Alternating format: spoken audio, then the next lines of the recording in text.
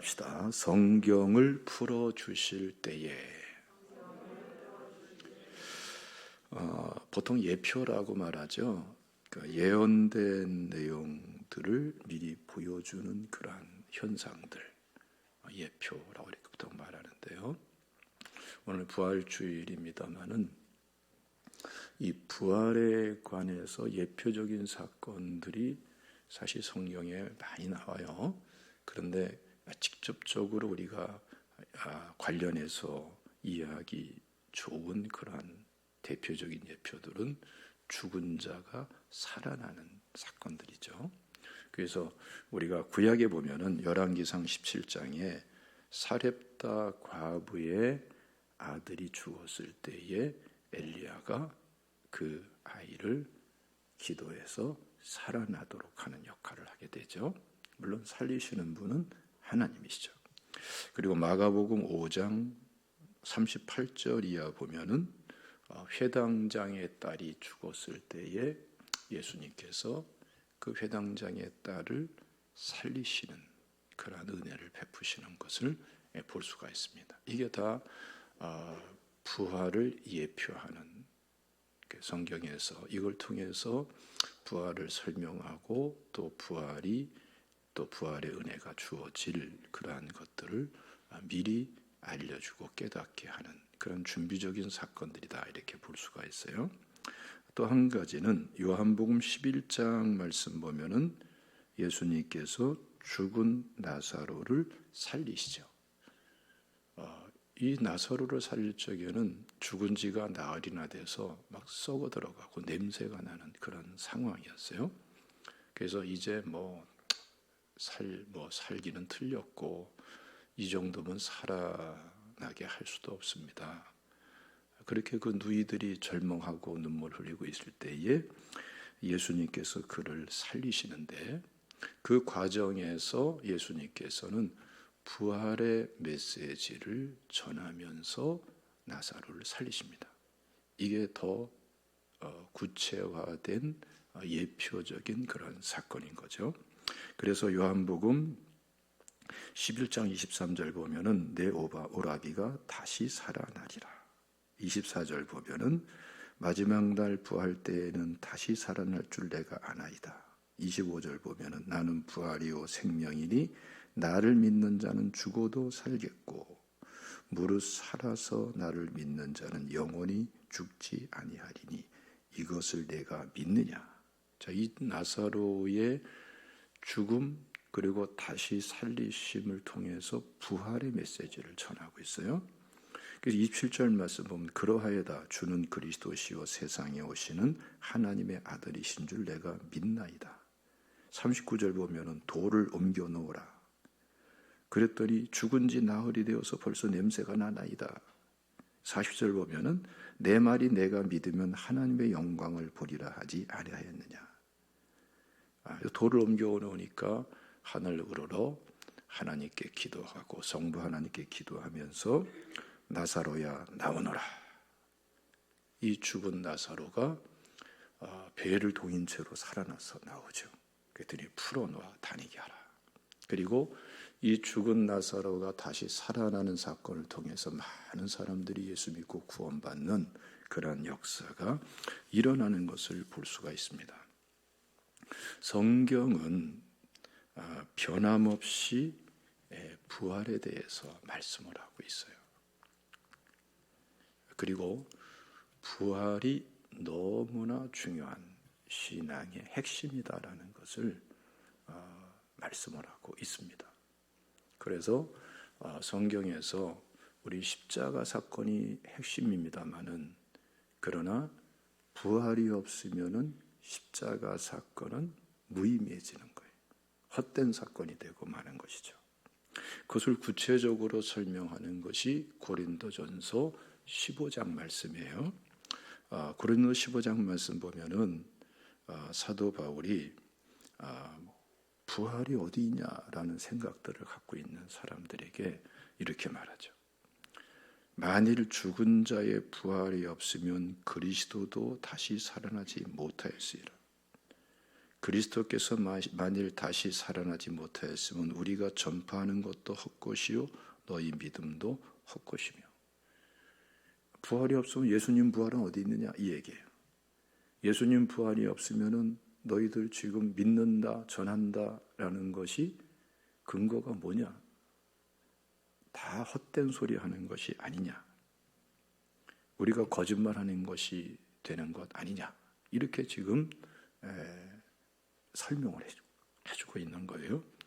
16절 보면은 만일 죽은 자가 다시 살아난 일이 없으면 그리스도도 다시 살아난 일이 없었을 터이요 그리스도께서 다시 살아난 일이 없으면 너희의 믿음도 헛되고 너희가 여전히 죄 가운데 있을 것이요 또한 그리스도 안에서 잠자는 자도 망하였으리라. 예수 그리스도께서 다시 사흘 만에 살아남이 없으면은 너희들은 죄에서 자유할 수가 없는 것이다. 죽음으로 끝났으니까.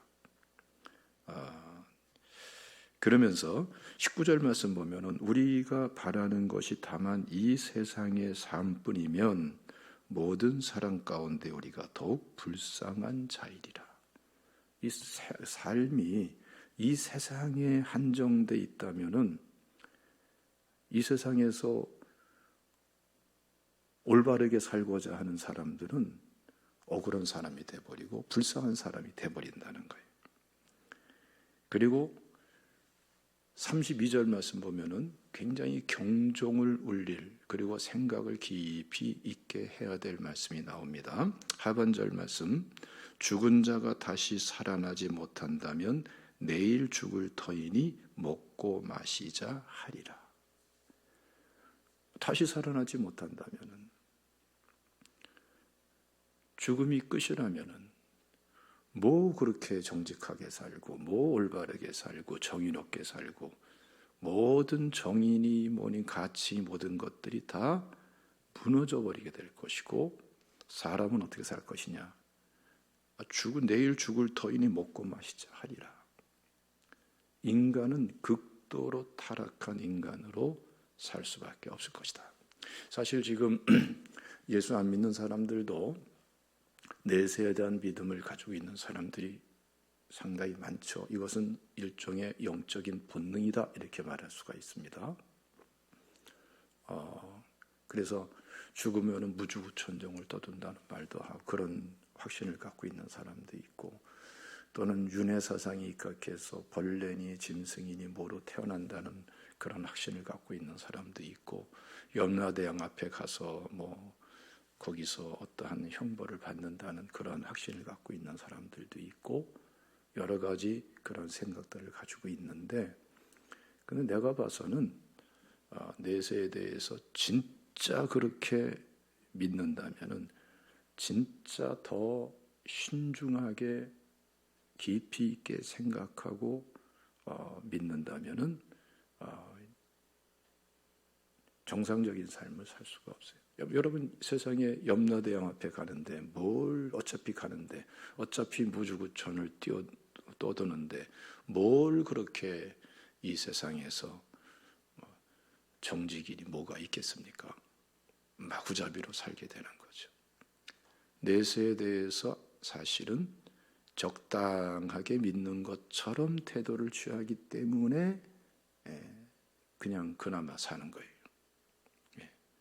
그래서 여러분 부활의 신앙은 너무나 중요한 것입니다. 부활의 신앙이 있을 때에 우리는 현재의 삶을 이 땅에서의 삶을 바르게 살 수가 있어요. 내일이 분명하지 않은 사람은 오늘도 분명하게 살 수가 없어요. 내일에 대한 죽음 이후에 대한 분명한 세계관이 서 있지 않은 사람은 현세에 대해서도 바른 세계관을 정립할 수가 없어요. 왜냐하면 모든 것이 다 한시적인 거기 때문에 올바른 세계관을 정립할 수가 없는 것입니다. 그러나 15장 20절 말씀 보면은 그러나 이제 그리스도께서 죽은 자 가운데서 다시 살아나사 잠자는 자들의 첫 열매가 되셨도다. 부활의 첫 열매가 되어주시고 우리의 부활을 책임져 주시는 은혜를 베풀어 주게 되었다라고 말씀합니다. 이건 대단히 중요한 내세론이에요. 죽음 이후의 세계를 지금 말씀을 하고 있는 거예요. 그래서 우리 오늘날 우리 그리스도인의 삶이 어떤 가치가 있는가를 설명하는데 한번 읽어봅시다. 이건 다 같이 고린도전서 15장 42절부터 한번 읽겠습니다. 시작. 죽은 자의 부활도 그와 같으니 썩을 것으로 심고 썩지 아니할 것으로 다시 살아나며 욕된 것으로 심고 영광스러운 것으로 다시 살아나며 약한 것으로 심고 강한 것으로 다시 살아나며 육신의 몸으로 심고 신령한 몸으로 다시 살아나나니 육의 몸이 있은즉 또 영의 몸이 있느니라. 자, 51절부터도 읽어봅시다. 시작. 보라, 내가 너에게 비밀을 말하니 우리가 다 잠잘 것이 아니요 마지막 나팔의 순식간에 호련히 다 변화되리니 나팔 소리가 나매 죽은 자들이 썩지 아니할 것으로 다시 살아나고 우리도 변화되리라. 이 썩을 것이 반드시 썩지 아니할 것으로 있겠고 이 죽을 것이 죽지 아니함을 입으리라. 58절 읽겠습니다. 시작. 그러므로 내 사랑하는 형제들아 견신하며 흔들리지 말고 오직 주의 일을 더욱 힘쓰는 자들이 되라. 너희 수고가 주 안에서 헛되지 않은 줄 알미니라. 부활이 있기 때문에 그리고 저 천국이 있기 때문에 구원의 은혜가 있기 때문에 심고 거두는 은혜가 주어지게 되고요. 그리고 이 땅에서 심는 것이 이 땅에서만 거두는 것이 아니라 천국에서도 영원한 상급으로 거두게 될 것에 대해서 말씀을 하고 있는 것입니다. 그래서 우리 그리스도인들은 죽거나 사나 소망의 사람이요 희망의 사람이라는 것을 믿으시기를 주님의 이름으로 축원합니다. 자, 이 본문 말씀 보면은 이러한 부활의 은혜에 대해서 아주 극적인 그러한 사건으로서 지금 설명을 하고 있는데요. 사실은 죽임이라는 문제가 너무나 절대적인 문제이기 때문에 예수님께서 십자가에서 죽으셨을 때 3년 이상 동거동락하던 그런 제자들도 다 절망해 버렸어요. 죽었으니까.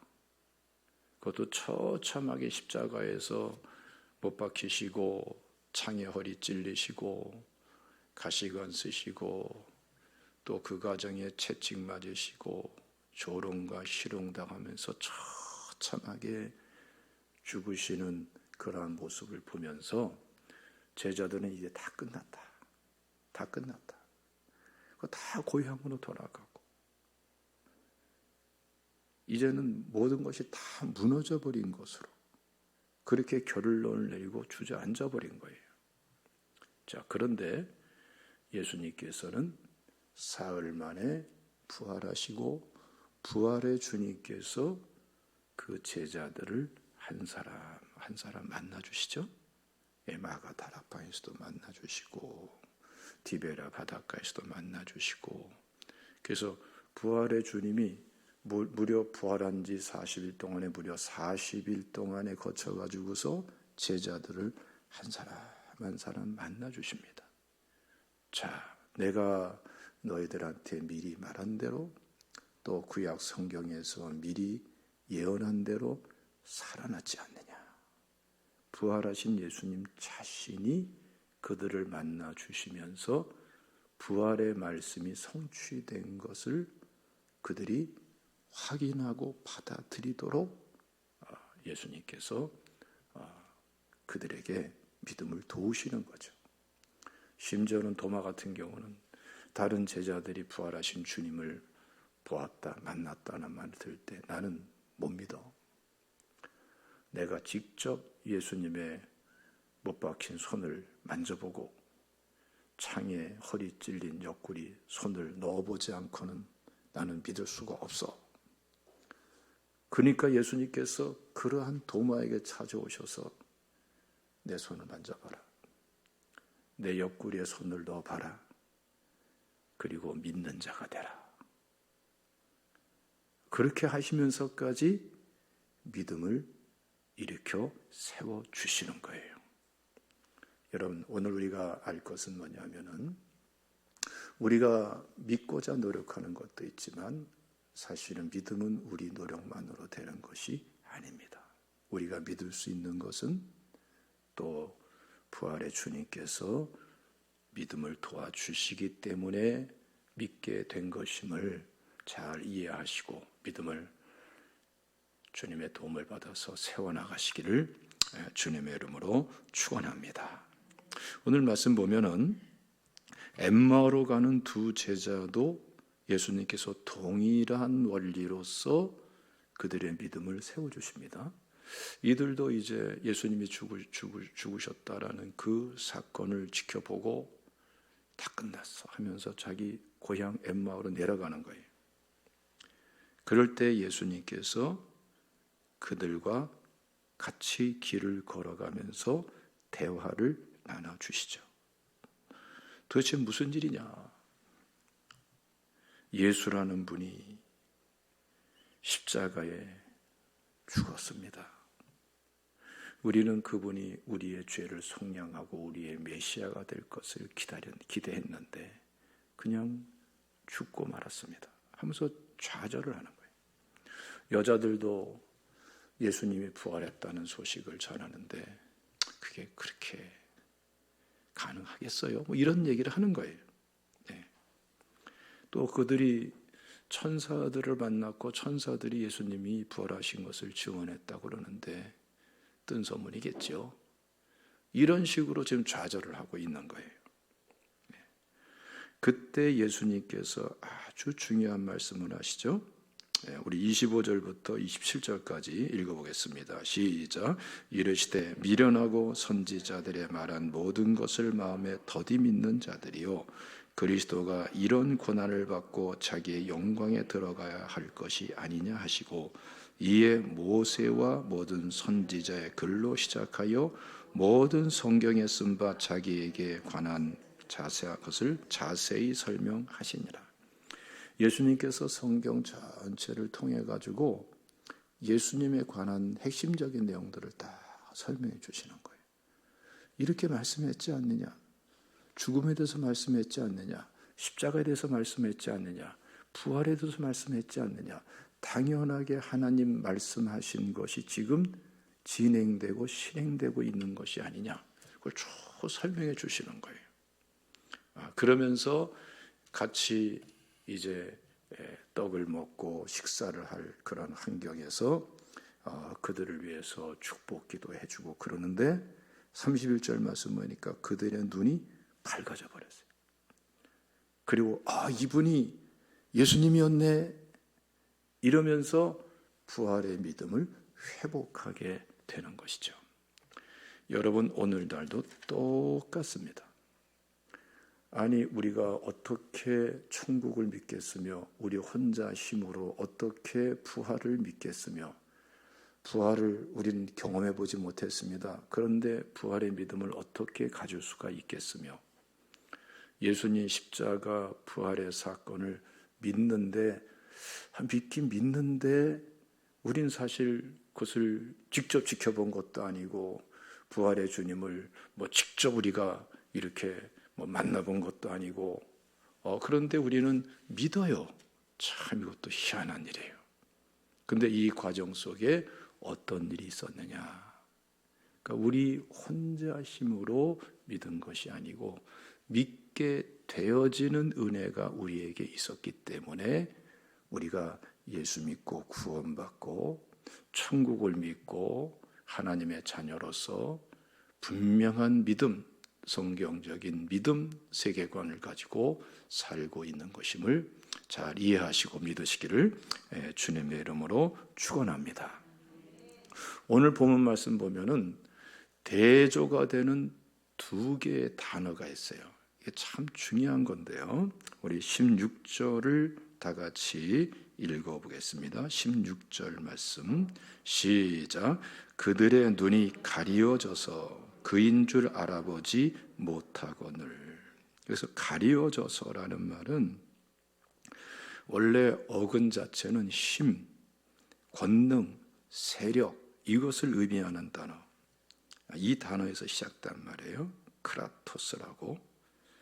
그런데 이것이 용례상으로 발전하면서 붙잡히는 것, 그것을 표현하는 단어, 사로잡히는 것, 또는 체포됐다 할 때 그런 식으로 이렇게 타의에 의해서 강제적으로 이렇게 마치 포로가 되듯이 사로잡히는 것, 그걸 말해요. 크라테오라고 이렇게 말이 변화됩니다. 그것이 오늘 본문에서 문법적으로 보면은 동사면서 직설 보이면서 미완료면서 수동태면서 3인칭 복수로 사용되었어요. 가리워져서. 그러니까 이들의 눈이 가리워졌는데 스스로 자기가 눈을 가린 게 아니고 어떤 뭔가의 힘에 의해서 마치 사로잡히듯이 사로잡혀서, 그리고 자기가 택한 것이 아니라 수동적으로 자기가 사로잡혀진 것을 말하는 거예요. 우리가 살아가면서도 비슷한 경우들이 많이 있죠? 그런 경우들이 있어요. 뭔가 자기가 아니라 이상하게 어떤 분위기에 끌려서 이런 경우도 있고, 똑같은 것을 봐도 이쪽은 자기의 관점을 가지고 이런 관점에 사로잡혀서 보고 저런 관점에 사로잡혀 보고, 그래서 제 눈에 안경이란 말도 나오고 그러지 않습니까? 예? 이러한 현상들.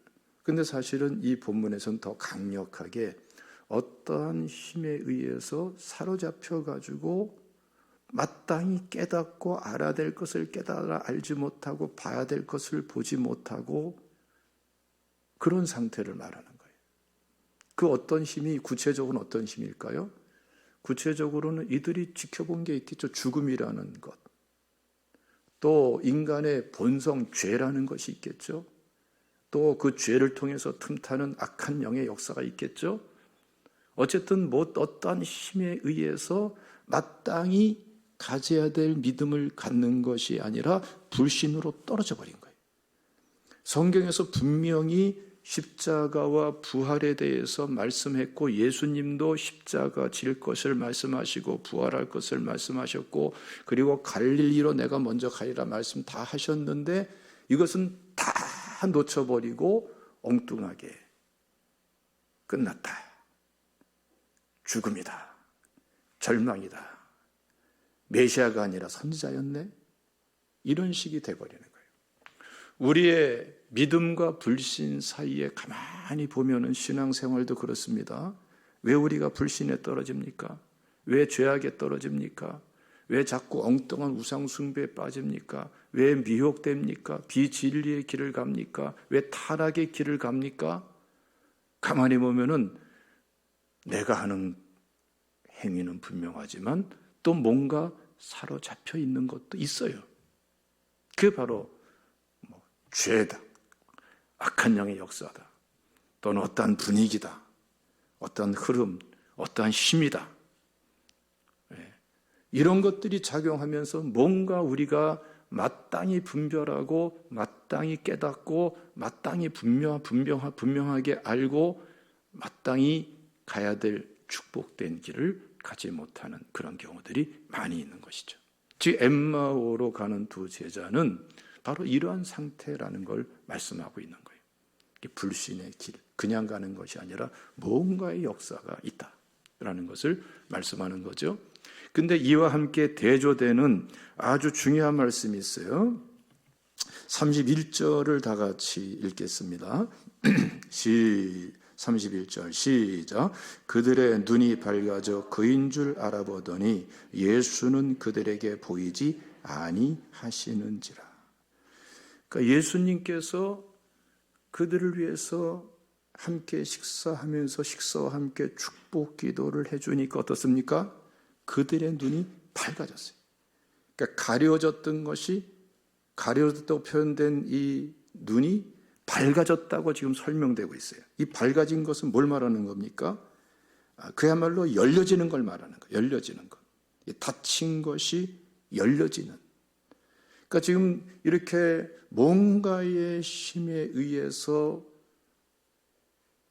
가려지고 사로잡혀서 가려졌던 것들이 노임받으면서 활짝 열려지는. 네.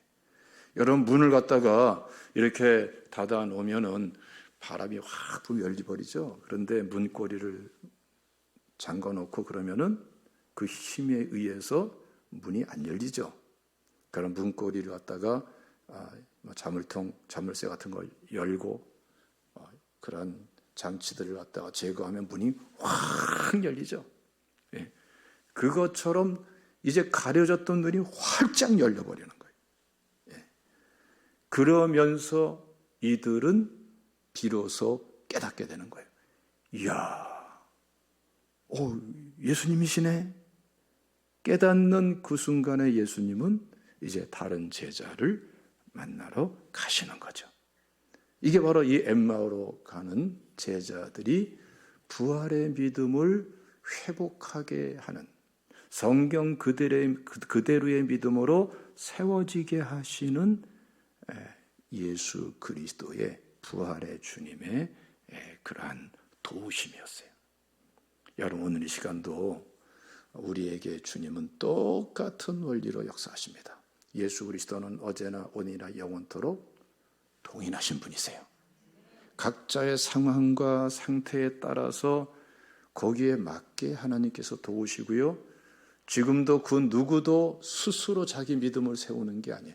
우리는 부정적인 자세를 갖지 않고 긍정적으로 믿음의 자세를 가져야 되는 게 마땅하지만 우리 힘만으로 되는 게 아니에요. 주님은 도와주시고 우리의 믿음을 세우시는 분임을 믿으시기를 축원합니다. 여기서 우리는 세 가지 아주 중요한 우리 신앙 생활 속에서의 구체적인 내용들을 연관해서 볼 수가 있는데요. 첫째는 뭐냐면은 신방이 얼마나 중요한가. 신방이 얼마나 중요한가. 예수님이 부활하셔서 제자들을 신방하셨기에 이들이 다 회복될 수 있었잖아요. 예수님의 제자들조차도. 오늘날도 주님께서는 신방을 통해서 우리 성도들의 믿음을 회복시키시고 일으켜 세우시는 것을 믿으시기를 축원합니다. 요한복음 14장 12절을 다 같이 읽어봅시다. 요한복음 14장 12절 말씀 시작. 내가 진실로 진실로 너희에게 이르노니 나를 믿는 자는 내가 하는 일을 그도 할 것이요 또한 그보다 큰 일도 하리니 이는 내가 아버지께로 감이라. 우리에게 말씀하는 거예요. 우리가 예수님을 믿는 사람으로서 그 믿음을 가지고 우리가 행할 때에 예수님께서 함께 하시고 예수님이 하신 일이 이루어지게 하시고 예수님이 하신 일보다 더 큰 일도 일어나도록 주님은 돕기를 원하시고 하시는 분이라는 거예요.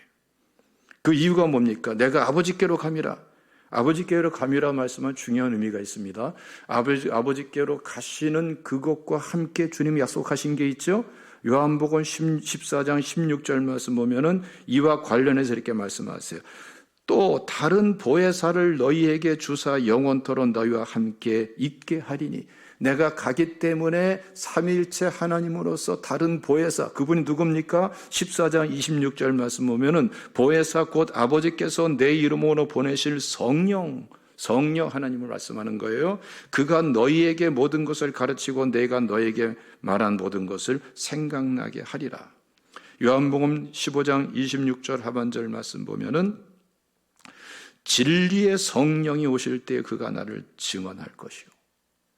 그러니까 여러분, 예수님께서 부활의 주님이 제자들을 신방하시면서 그들의 믿음을 일으켜 세웠어요. 그래서 우리 성도들도 서로 돌보는 게 대단히 중요합니다. 근데 혼자 돌보면 안 돼요. 성령님과 함께 돌봐야 돼요. 믿습니까? 여러분을 통해서 하나님이 역사하도록, 나를 통해서 성령께서 그들을 만나주시도록, 삼위일체 하나님께서 만나주시도록. 믿습니까? 예, 우리가 뭐 대화를 나누든 어떻게 하든 여러분 이럴 적에 하나님의 역사이라는 줄로 믿으시기를 축원합니다. 두 번째로는 우리가 지금 제자 알파 48기를 지금 이제 시작 막 하고 있는데 이 제자 알파의 중요성. 네, 우리 제자 알파는 어떻습니까? 예수님은 어떤 분이신가? 부터 해서 성령님은 누구신가? 성경에서 말씀하신 핵심적으로 예수님이 누구신가를 구체적으로 본인의 궁금해하는 것, 의문점들을 이렇게 서로 함께 풀어가고 또 함께 질문하고 대답을 얻으면서 그러면서 예수님에 관해서 이해에 들어가고 그것을 단순하게 지적인 차원이 아니라 확실하게 예수님을 전인격적으로 모셔드릴 수 있도록 또 우리가 성령 수양에도 하면서 성령의 은혜를 힘입고 그러면서 알파가 이루어지는데 이게 얼마나 중요한지 몰라요? 오늘 말씀도 보면은 우리 27절 말씀 보면은 이에 모세와 모든 선지자의 글로 시작하여 모든 성경에 쓴바 자기에 관한 것을 자세히 설명하시니라.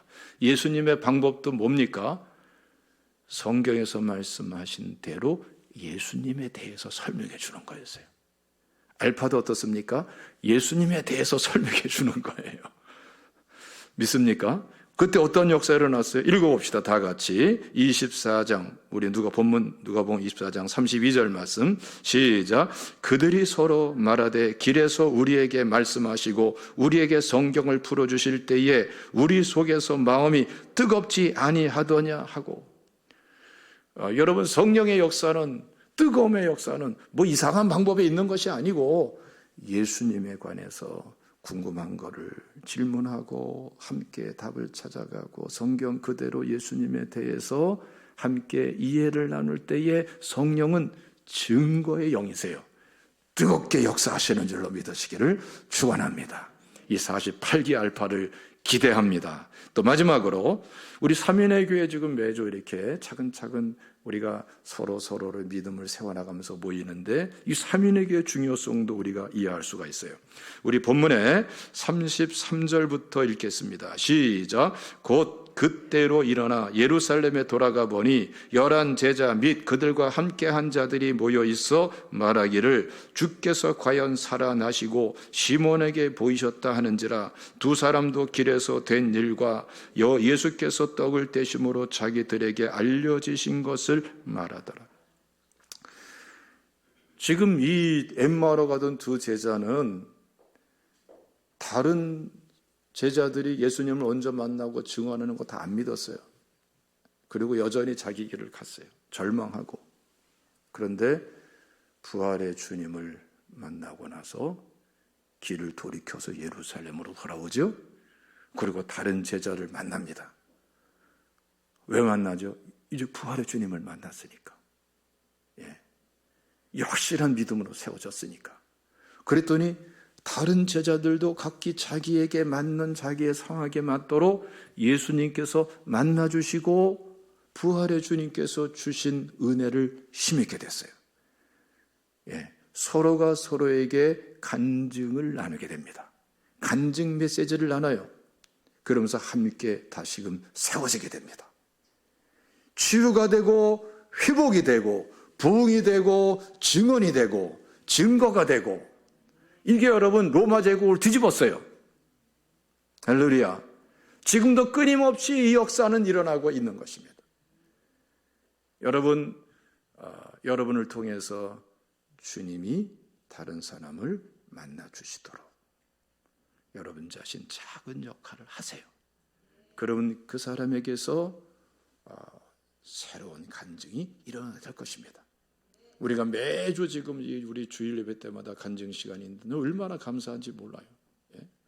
우리 교회는 우리 외부 강사로 오신 목사님들 이게 굉장히 아주 은혜를 받더라고요. 우리 제자의 주일 간증에. 여러분들 모두가 간증자가 되고 여러분을 통해서 여러분들 주변의 모든 사람들이 예수 믿고 간증자가 되시기를 위해서 여러분 함께 드려지는 우리 모두가 되기를 주님의 이름으로 축원합니다. 기도하겠습니다. 우리 아버지 하나님 감사합니다.